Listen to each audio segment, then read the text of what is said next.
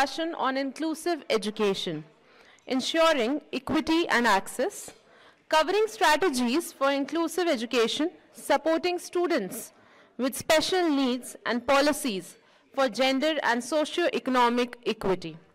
For this, our panelists are Dr. Vikas Dhawan, Director General at IMS Noida. Please welcome everyone, Dr. Vikas Dhawan with us. Our second panelist is Dr. Manoj Kumar, Vice Chancellor at Singhania University.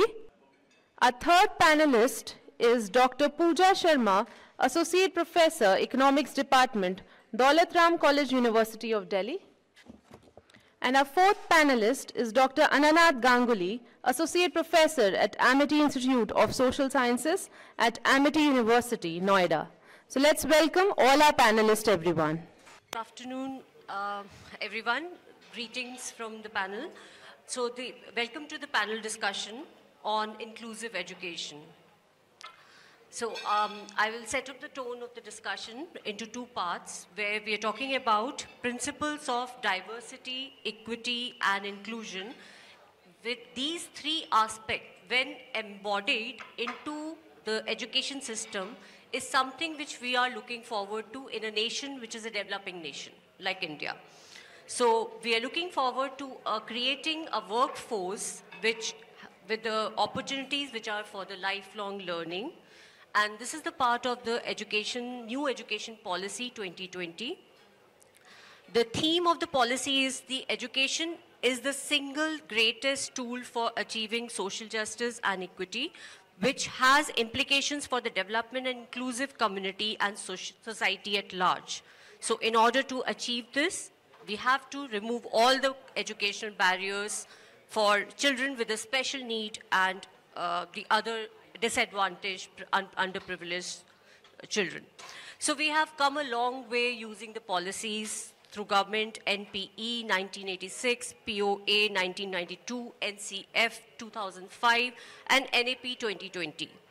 So all through the challenges we have come across is acceptance of including the people with students with disabilities, minority groups, women, and other people which are lacking the inclusive education. So arising from all the context of challenges, we are going to hold this discussion, panel discussion, with eminent panelists included in the panel. And I will quickly introduce everyone from here. Apart from this inclusivity, we will also delve into the challenges from NEP 2020 when it comes to the higher education. From higher education point of view, we will be talking about the employability problem and what role education is filling the gap between the skill and the employability. What does education has to do with the employability? The second aspect from higher education side, we will be talking about the multidisciplinary aspect, how much integration we have been able to achieve using the multidisciplinary aspect of value addition courses, etc. And the last, but not the least, we will be talking about what role education has to play when it comes to social value system, or when it comes to actually talking about the peace in the society and social value system.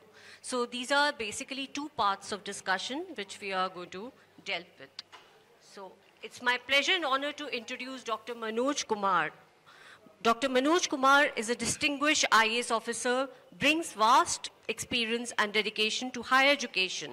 He has held pivotal roles, including the Secretary of General Administration Department, Commissioner of Labor, CMD of Delhi Transport Corporation, Director of Training and Technical Education for the government of NCT of Delhi. And his education background, he's a gold medalist from Punjab University, 1980, and LLB from Delhi University, Masters in Public Affairs from University of Minnesota, and LLM from Kurukshetra University, PhD from DTU, Delhi Technological University, and he has also done the French language course from Alliance Défense. And he's currently the Vice Chancellor of Singhania University since February 2024. We are very, very delighted to have you, sir, here. And you will be a great resource for talking about the skill development programs in education. Now, we move on to the next eminent speaker, Dr. Vikas Dhawan, who's a prominent personality in the education sector for his innovative leadership and constant emphasis on academic success. Dr. Dhawan is currently working as a Director General at IMS Noida. He has more than 15 years of administrative experience in the capacity of principal, additional director, director principal, campus director, pro vice chancellor, and director general in various institutes of repute. He received BE degree from Choturam State College and Engineering, Haryana in 1998, MTech degree in industrial engineering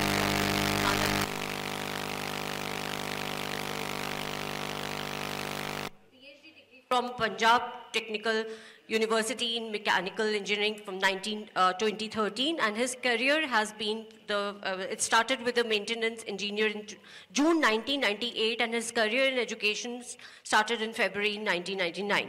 His main area of research and development, machine fiber reinforced composites, and has guided PhD students as well. Though he has filed more than 30 patents and has more than 50 research publications in international and national journals and the conferences abroad. He has a keen interest in technology, innovation, and teaching, implementation of new education policy 2020. He is a NAAC assessor and also a member of the Committee of Implementation of NEP in JNK, and is also an advisor to many organizations. He likes to lead the front and skill enhancement programs, and we are very, very delighted to have you, sir. It's a pleasure to have you here. Now we move on to the next speaker, Dr. Anna Nan Ganguly. She has an experience of more than 20 years experience in teaching and research. She has been associated with Amity University since 2017 and previously worked with Institute of Corporate Affairs under the Ministry of Corporate Affairs, Government of India, and Research Associate at School of Corporate Governance, Public Policy. She has received grant from ICSSR for various projects and authored a book on globalization. So and also been a fellow of ASAP, that is Academic Stand Against Poverty, fellow to 2024. She has engaged into an IQAC member. She's been a part of IQAC member and secretary in her university, and has also carried out NAAC criteria and accreditation. So she's going to be very valuable in the discussion of NEP 2020. So we move on to the discussions beginning from the NEP, that is about the inclusivity questions. So we are going to deal with questions like, what does inclusive education look like when it comes to practice and not the policies? So when we come to the ground level reality, so what does the inclusivity in education look like when we are talking about the policy instead of policy? Yeah, so we want your take. Thank you, Dr. Saab. मेरे ख्याल में lunch से फारिग हो गए हों तो थोड़ा ध्यान डिस्कशन पे दें। देखिए, पॉलिसी बनाना तो आसान है, उसको इम्प्लीमेंट करना ग्राउंड लेवल पे बहुत डिफ़िकल्ट है, and there is always a time lag. जैसे NEP हमने 2020 में लगाई, अभी 5 साल में अभी भी still we are struggling with it. तो सिमिलरली इंक्लूसिविटी के लिए हम लोग कोशिश कर रहे हैं, पर उसका असर भी हुआ है। I can see it on the ground. पहले जैसे सर्विसेज में हमने रिजर्वेशन जो फिजिकली चैलेंज्ड है या PWD के लोग हैं उनके लिए हम कोशिश कर रहे थे, फिर बड़ी रेजिस्टेंस आई। जैसे मैं IAS के ही एग्जाम में एग्जाम्पल दूं, since I come from that background, कि जब जो बच्चे क्वालिफाई भी कर जाते थे, PWD कैटेगरी से थे, तो उनको फिर जॉब की ऑफर नहीं देते थे कि जी ये काम नहीं कर पाएगा, ये फाइलें। जब if is a blind person or visually impaired, little bit less vision, तो ये फाइल कैसे देखेगा, कैसे करेगा, how will he act as a DM. तो लेकिन मैं ये देख पा रहा हूँ, आई नो द पीपल, उनको नाम लेना ठीक नहीं रहेगा। एक ऑफिसर हैं 2013 बैच के, वो विजुअली उनकी विजन सिर्फ मेरे ख्याल में 8-10% बची है, बाकी rest is gone.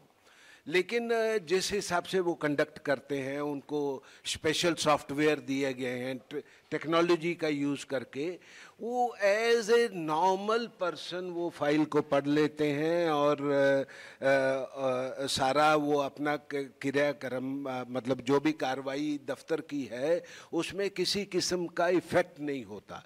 Similarly in 2014 में we had a handicapped girl who topped the IAS examination. तो इस तरीके के एग्जाम्पल्स हैं जब इस किस्म की चीज़ों को आप इम्प्लीमेंट होते देखते हो, but we have to go a long way. तो they emerge as role models, हमें इस किस्म के रोल मॉडल्स पैदा करने पड़ेंगे। और हमें देखिए, ये किसी भी चीज़ को इम्प्लीमेंट करने के लिए I think teachers, we start from, एक तो घर, एक स्कूल, कॉलेज, दो चीज़ें हैं। पहली आपके माता पिता, घर में we should be sensitive to the, मतलब बच्चे को पहले दिन से अगर हम इंक्लूसिविटी का लेसन सिखाएंगे, कानून अपनी जगह चलता रहेगा, लेकिन जो we should not laugh at, मतलब हमारी फिल्मों में दिखाया जाता है जी वो तुतला के बोल रहा है तो उसका मजाक वो it is considered to be funny, that is not good. तो वो हमें उस किस्म के ह्यूमर से हटना पड़ेगा और पहले घर से, फिर स्कूल में, फिर कॉलेज में ये जो इंक्लूसिविटी का लेसन अगर हम कंटिन्यू, इट इज़ नॉट कि ये नहीं हो सकता कि घर पे तो मैं इंक्लूसिव नहीं हूँ, आके स्कूल में मैं इंक्लूसिव हो जाऊँगा। तो we have to be as a society emerge as a inclusive society. मुझे ध्यान है, मैं जब यूएस में कुछ समय मुझे एक बार साल भर पढ़ने का मौका मिला, तो एक सज्जन थे जो ब्लाइंड थे। He would come with his German Shepherd. His German Shepherd will be sitting in the class.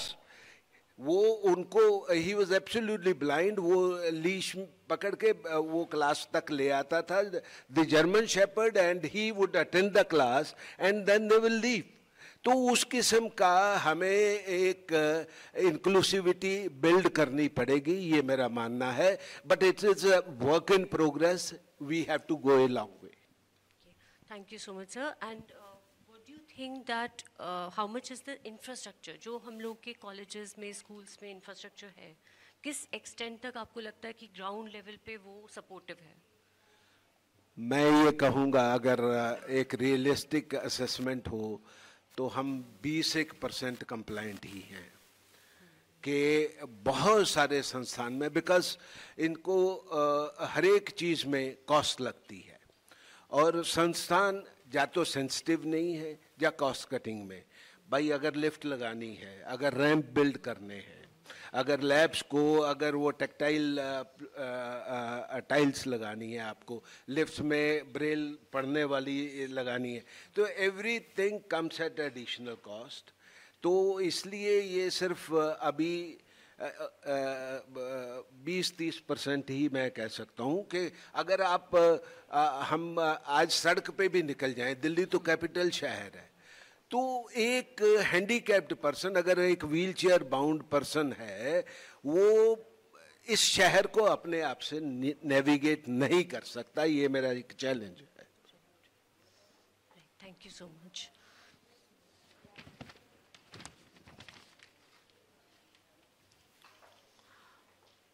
I'll move on to Dr. Vikas Tapan.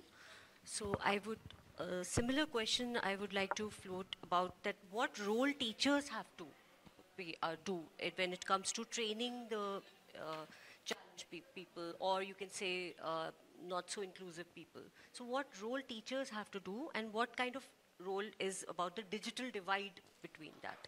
Is there any digital divide related to this challenge? Or what role teachers can fill in? both the questions, if you can throw some light on. See, my greetings to one and all, off the dais and on the dais. So the point is that if you ask me what role the teachers have to play, so my question is, are the teachers trained to teach the disabled?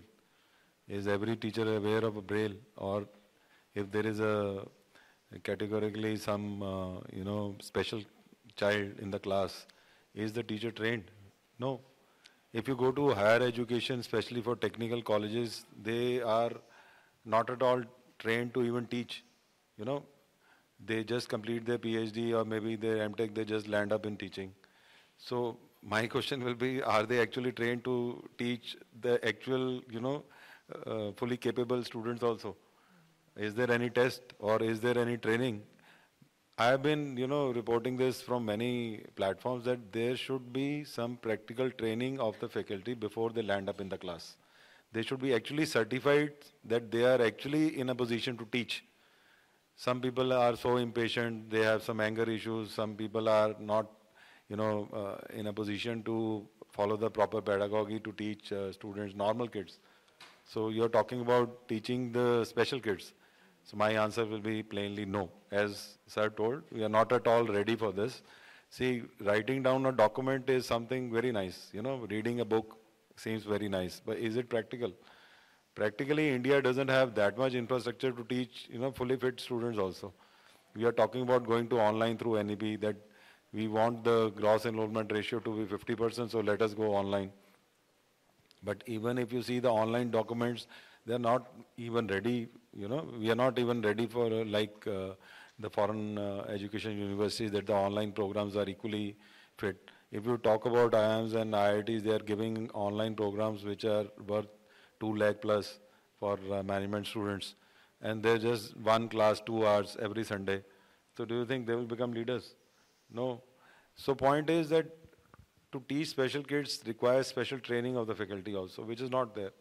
So unless we do that, we should not put down this question that are they fit? So it is just, trying to embarrass a good teacher in the class. So you are not able to teach him. So that is why some rules are there. I personally know one of my, good friends, his daughter is a special child. So one of the teachers is employed by him and she accompanies the child to the school also. But there was a case of mental harassment to the kid by the school teacher also. So they go unreported. Probably many education institutes, they try to suppress this information so that it doesn't leak down and go to the newspapers and they will have, they will have to face the consequences publicly.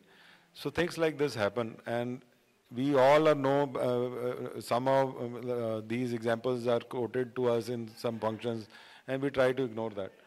So I will say that yes, I agree that the family should educate the child from the initial stage that inclusiveness has to be there. There's no gender biasness. There's no caste, no religion. Being a professor, if I talk about this, I think it to be a very silly in this 2025. We are discussing about casteism and downtrodden people. What is downtrodden? What is caste? What is religion? I have taught for 23 years. I never asked the child what religion he belongs to. Point is that what is downtrodden? I say, if suppose I give an example, I belong to a gender category. If I would have collapsed somewhere 10 years down the line, my child would have been nowhere because there is no quota for a gender category student. So I say downtrodden is a person or a family which is earning less than 20,000 per month. They are a category. So you should give quota to them that, okay, they can, educate their kids because they are not able to suffice to the daily needs also, and how they will pay to the private institutions for their hefty amounts.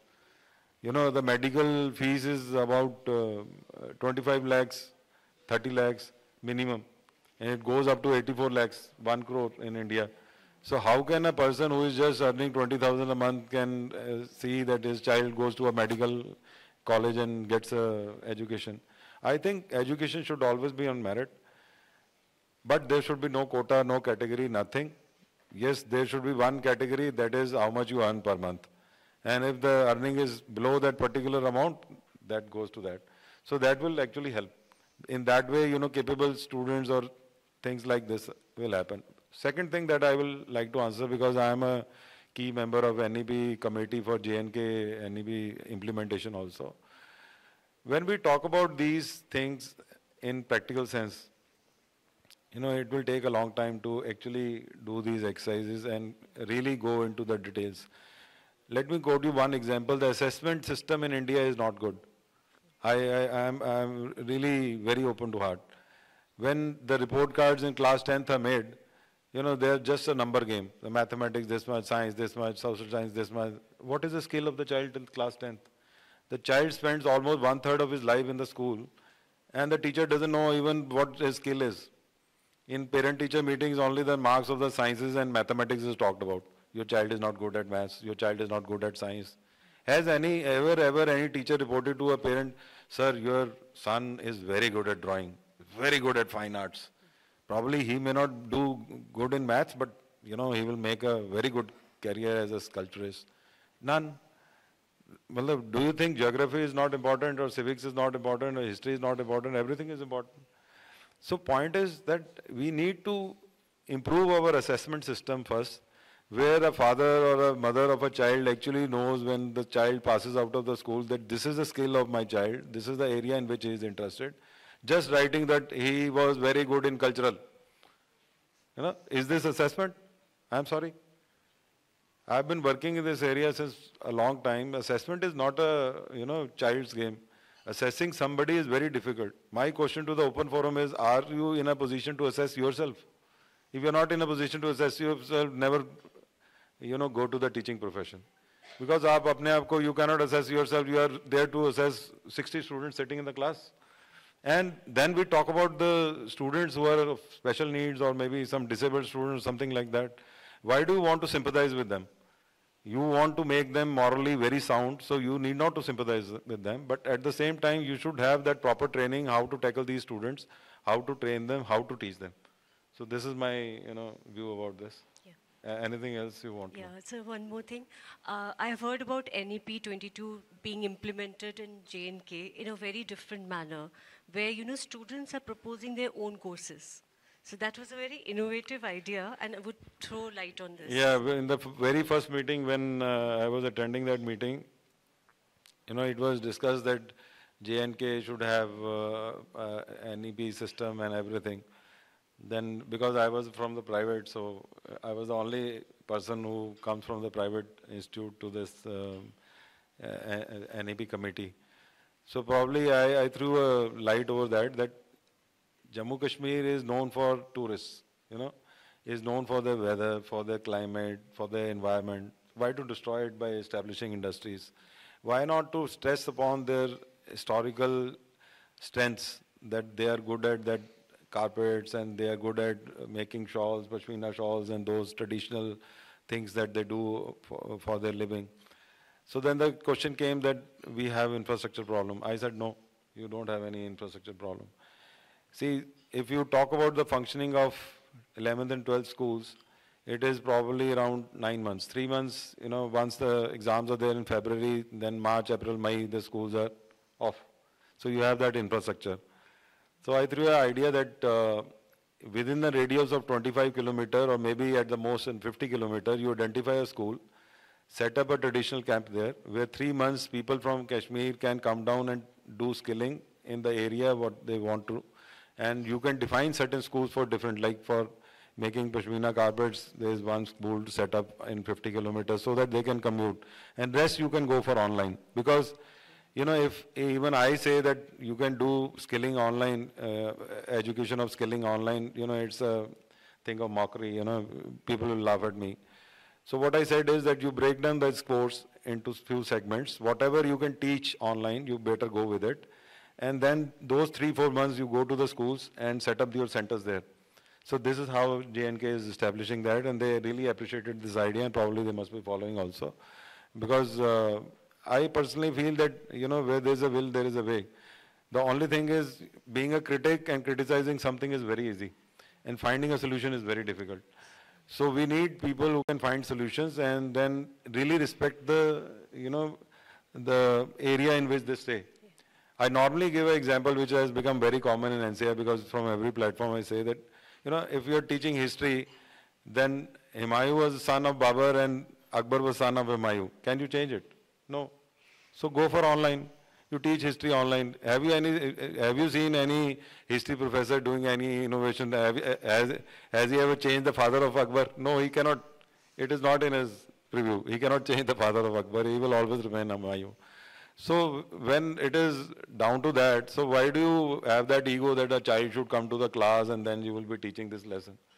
So that is what I said in Kashmir also, that you probably, manage your resources in this way, where you can keep your traditions along with, and then, develop your, this infrastructures, or maybe use those existing infrastructures depending upon that. There's no need of raising certain buildings which will lie empty, which will be empty for 9 months. So better use those school infrastructures.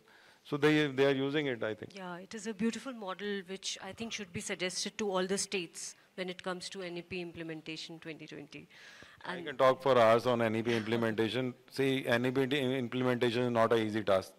Though the document has been very nicely documented, and it is vague also at the same time, because it does not specify the standard of the skill or the standard of the education. It says that it should be a mix and match model, that if, say, I want to learn music at the same time and I want to do engineering also, then I should be allowed to do that.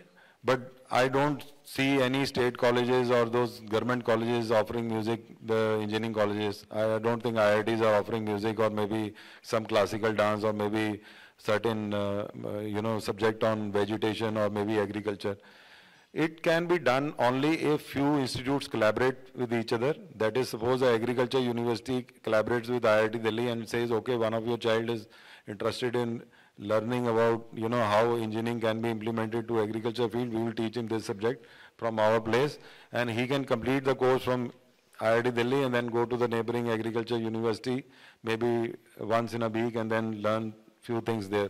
So this can be done, and probably if you talk about its strength, yes, if say I would have born in this era, then I would have said I want to become an automobile engineer. I want to study few subjects of electrical, few of mechanical, few of computer science, and then a few of electronics, because I'm just interested in, making a car. So I want to learn physics, so I can design my degree and then put it forward and then, become an automobile engineer.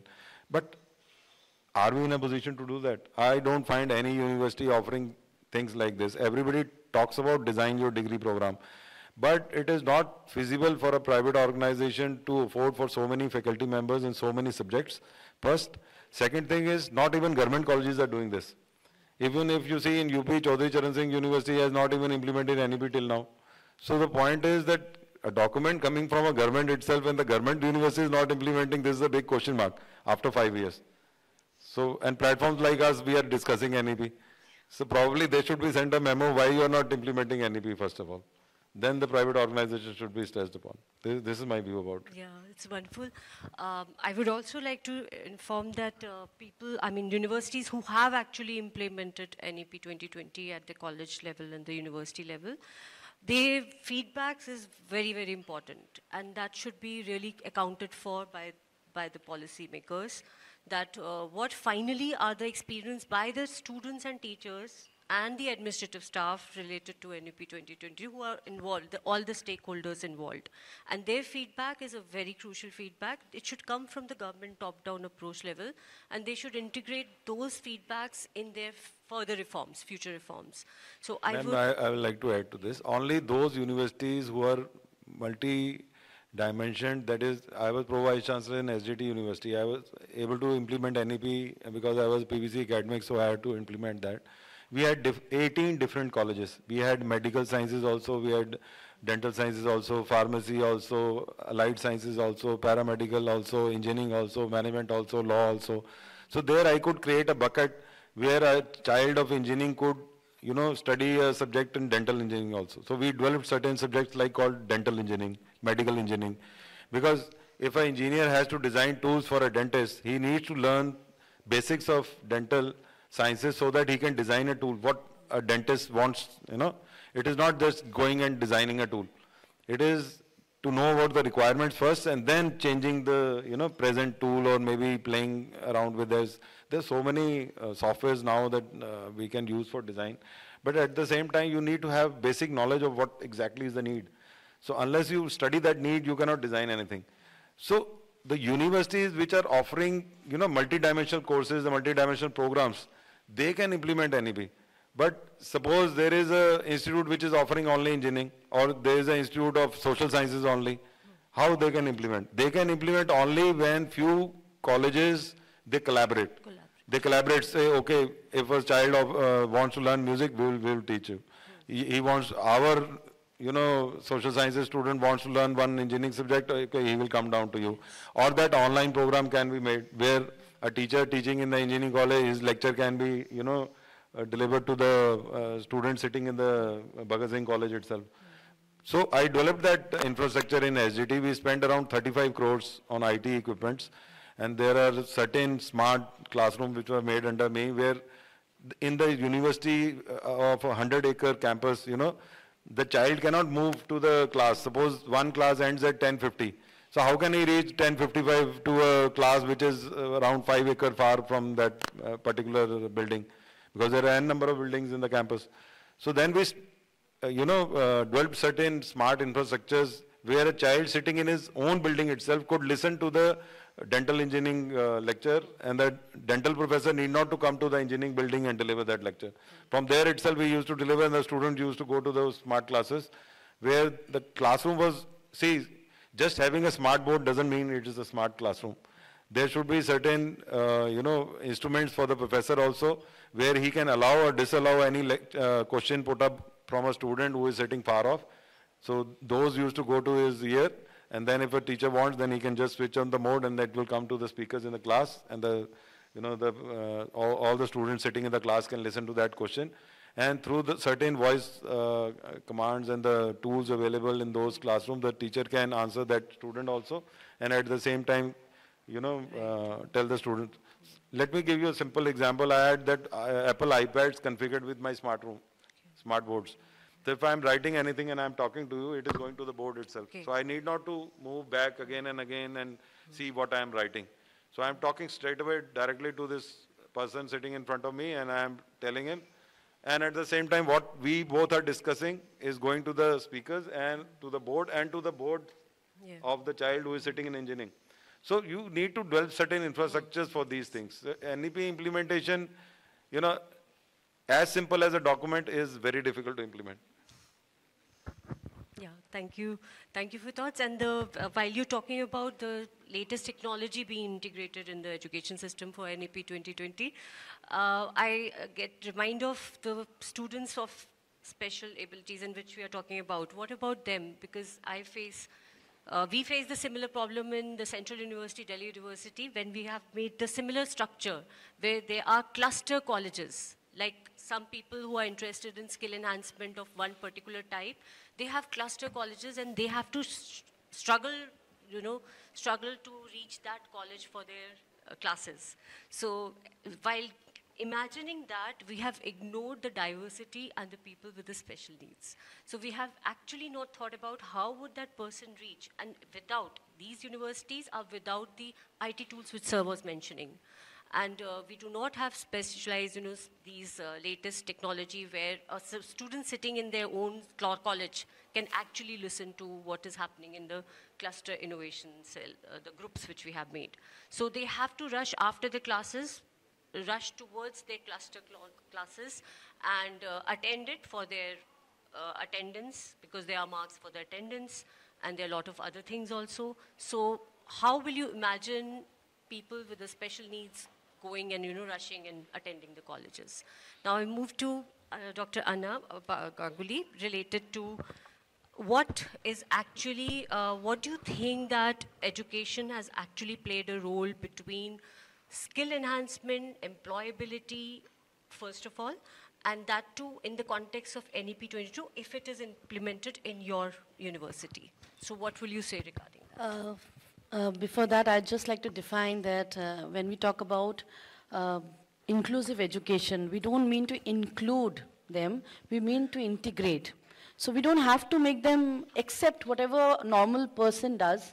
You have to just understand what they need and how do we make the adjustment. As an employee of Amity University, we had implemented NEP the year it came, and we had started giving interdisciplinary courses.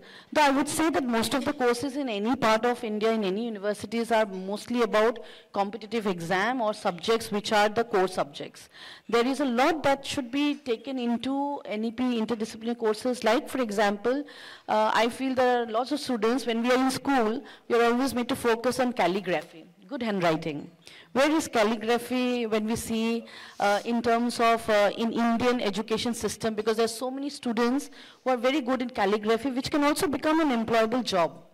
And whatever we study in school doesn't have to go down into skilling us to give a job. From school, we learn that handwriting is important. We have to understand certain subjects like painting, art, music, along with maths and science. But by the time we come to colleges, we give away our passions, or we tell the students to give away the passions and follow whatever is the normal course of action. When we come to skill enhancement, I would say that, in our university, skill enhancement programs, value-added courses are offered, and there we try to incorporate, because we know we can't incorporate those in core papers or elective papers. We don't give, like Sir was mentioning, in any universities, we don't give students a choice to choose the electives, which are about a custom made. We don't allow them to make a custom design for themselves, because so many students we see, they have nothing to do with what they have learned in school and colleges.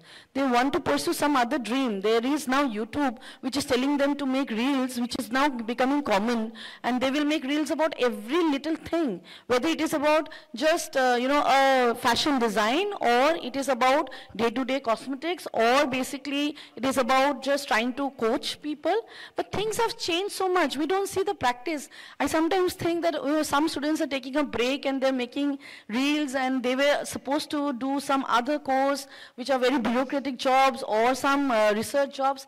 Things change in people's life every year and every 2 years. Even at the 30s and 40s, we try to dream different things. So when we talk about inclusion, we have to see that how these people can get included pursuing a dream project that they have in mind. But we do push them to have a dream project. We don't ask them what is a dream project. I mean, in my society, I've seen some of these special children, which say that there are special courses for them. But, at home, I had suggested go for photography, because a parent is doing a photography. If there's an artist at home, you can pursue art, because I think these are more visually able things where they can learn faster. Maybe in maths and science also today, there is so many apps, tools. But however, we see that they're always missed out as a stakeholder. Whenever any discussion is going on, we don't include them as a stakeholder, thinking from their point of view. Whenever we need to talk about inclusive education, we need to give that extra time to them. Many years ago, when I went to a school job interview, which I had not taken, but I remember they have this special requirement that a teacher, after the timing of a class, will stay back for half an hour, because there is special needs child in every classroom. I readily accepted. However, I realized that in college life, in school, we teachers and we learners or we mentors somehow fail to give that extra time to them. They need extra time, and they also need you to think for them differently. Like, for example, structural changes are there, which is only to an escalator and a lift. I remember I met one of the entrepreneurs of women who had a disability that she cannot walk properly. So she custom designed a car for herself. And I had invited her to speak, because the way she had made her chair and the cars that she made was custom-oriented, but she feels that she's neglected. She's just a minor portion, 2%, 3% of the population who can also plan and design something. But there are so many times that in our college day-to-day life also, when some students come and, we have to make special approvals for them, and we do. Whether it's an exam, whatever we do is we give them 1 hour extra, and the faculty is supposed to stay back for 1 hour extra. Even if the exam is from 2 to 5, there will be 1 hour extra given. So we take in advance a special approval, and for every lectures we see that faculties note down and they send to examination in prior that this is to be done and this is necessitated. Similarly, when it is about some students who are always coming and saying, ma'am, I can't speak, I can't walk fast, we always make a provision that they can enter late to classroom, or they are given the chances where we try to inculcate that they can speak. Whatever we need is not the extra marks, we need the extra time for them. And that is what I feel that we all lack. We don't want to give it. We talk about empathy, but we don't want to stay back for them. Thank you. Thank you. One more question. When you talk about skills, what is the level of employability you generate with the Industry Connect? Is there anything special going on there in your like, in not only industry in the country also, we see many people are going into movie industry. They can write scripts. Movie scripts. They can also act. There are directors who are coming and featuring disabled people in movies, or in our entire university there are different programs. Whether it's AI now taking and helping them in many ways, but there are many departments, whether it is a hospitality department or a tourism department or social sciences, we try to see that what is basically the student actually has a passion. That's maybe we can't do it for all 60 people or 100 people in a batch, but wherever we take the attention to identify this passion, we try to provide in the 30 hours value-based program or skill development programs, and every year we try to see that can certain skill development courses be integrated. We know we are limited also in that sphere because not all skill development papers we can take. But music and art is not the only domain. There are many domains in scientific studies also where they can be good researchers, they can do empirical studies with statistical tools, and they are made to, they can sit at home, and you have seen so many people are very good in coding computer programs. So we do want students to just, understand that they should not suppress themselves. We also have a job of identifying those, which is a hard task, but it is there when you start taking interest in every student in the class. Thank you so much. I would move on to another aspect of our discussion, that is what role education plays for the social value system. Social values, and that goes to Dr. Manoj. Please throw some light on it. What role education can throw?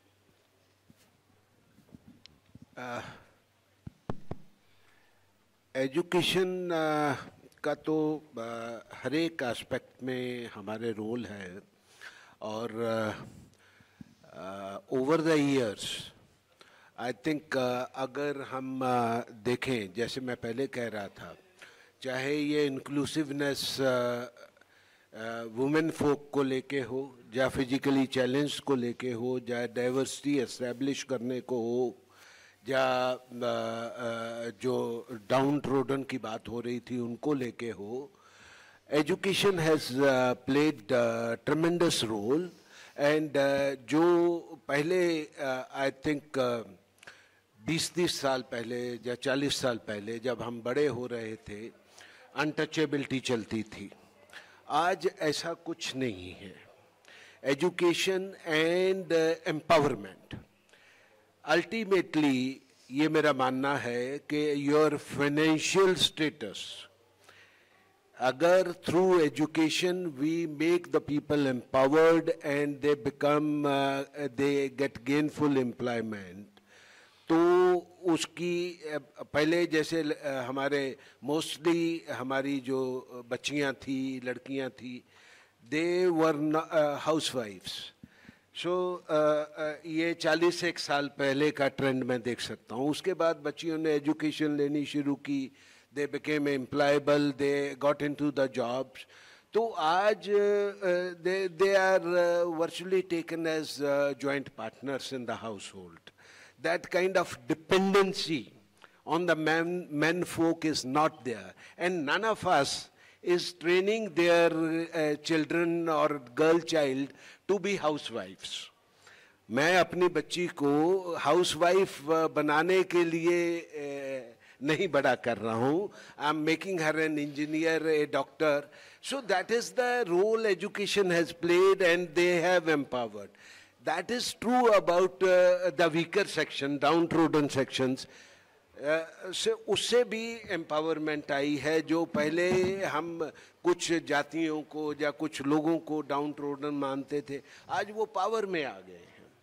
तो that taboo is not there. You are socializing with them, or they.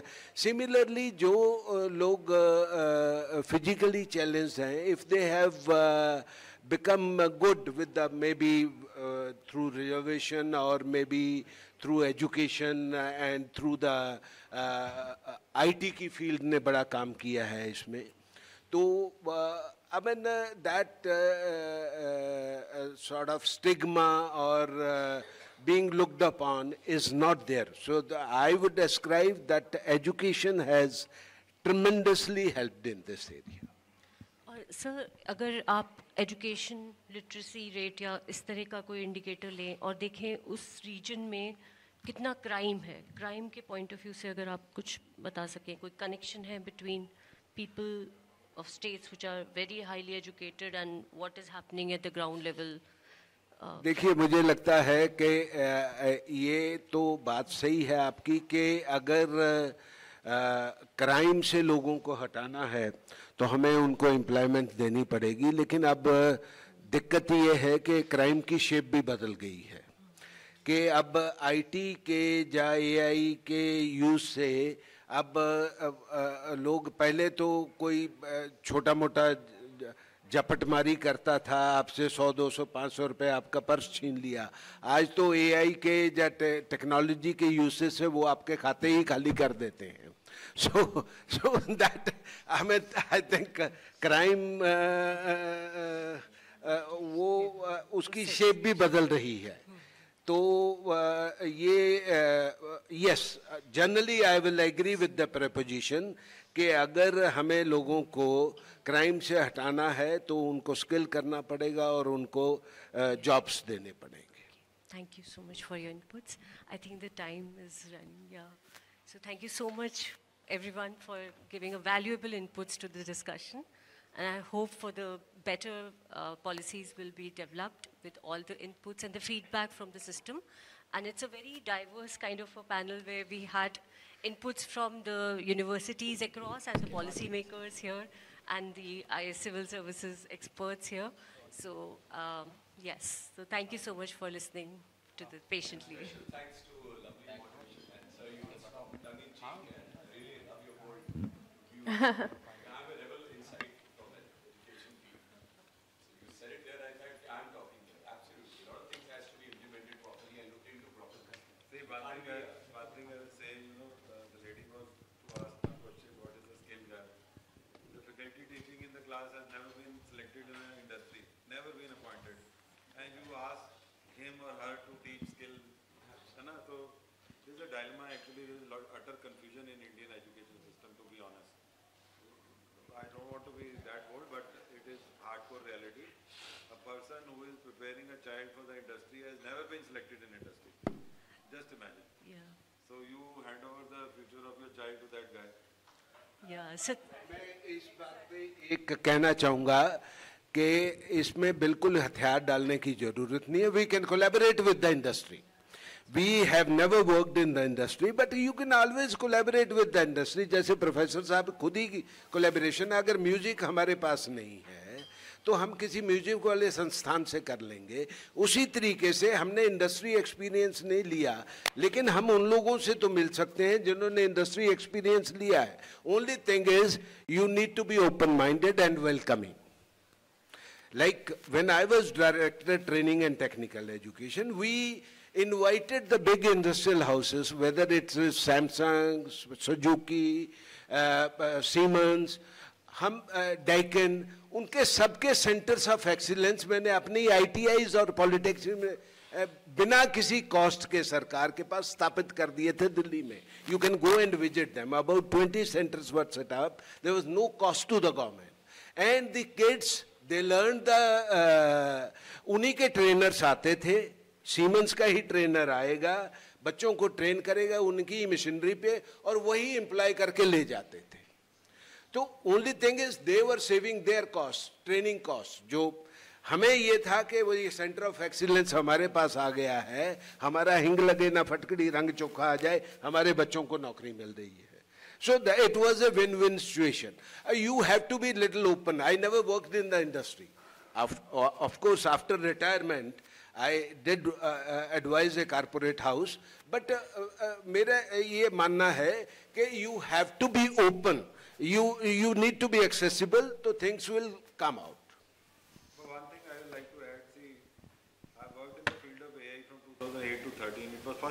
of AI, rule-based. Now we are talking about fifth generation when this, Optima robot has been launched by Tesla just 2 weeks ago. So that fifth generation means that they can do eventually whatever you can do.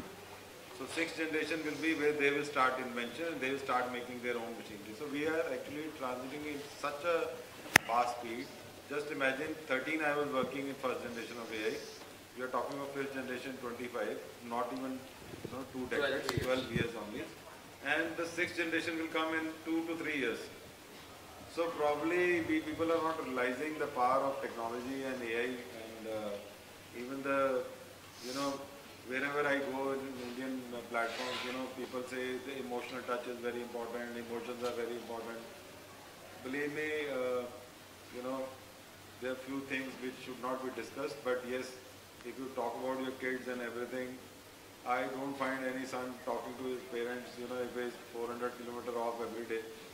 Point is, see, these things are important, okay, but when you talk about learning and those, surviving, these emotions and these will not be considered because the machinery will never get tired. It is never going to fall sick. It is going to work 24 hours.